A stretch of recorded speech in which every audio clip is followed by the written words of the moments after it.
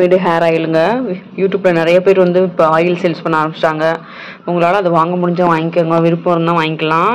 அப்படி இல்லாதவங்க நம்மளே வீட்டில் வந்து இதை தயார் பண்ணிக்கலாங்க. இது சிம்பிளாக இது வந்து வேம்பாலம் பட்டைன்னு சொல்லக்கூடியது.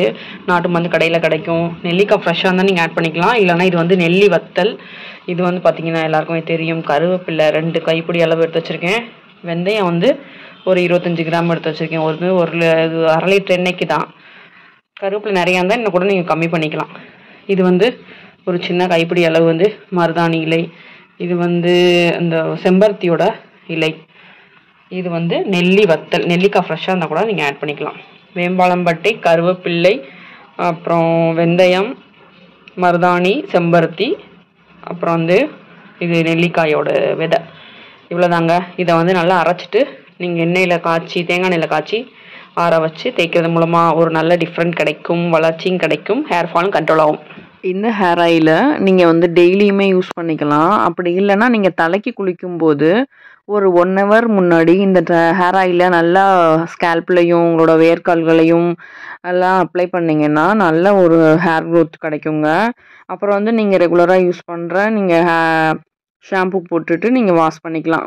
வாரத்தில் ஒரு 2 தடவை இதை வந்து நீங்கள் ஃபாலோ பண்ணிட்டு வரும்போது நல்லாவே நல்ல ஒரு சேஞ்சஸ் தெரியும் உங்களுக்கு. முடி வளர்ச்சியில் அது மாதிரி ஹேர் ஃபால் ஆகுறதும் நல்லாவே கம்மியாயிடும்.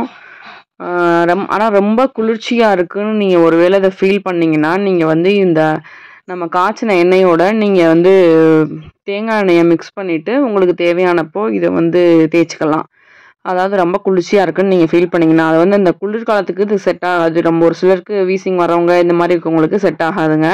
மற்றபடி எல்லாருமே தேய்க்கலாம். குழந்தைங்களுக்கு இதை மட்டுமே காய்ச்சல் எண்ணெய் மட்டுமே தேய்க்கும்போது கொஞ்சம் குளிர்ச்சியாக இருக்கும். நீங்கள் வேண்டிய குவான்டிட்டியில் தேங்காய் எண்ணெய் வந்து நீங்கள் ஆட் பண்ணிக்கலாம்.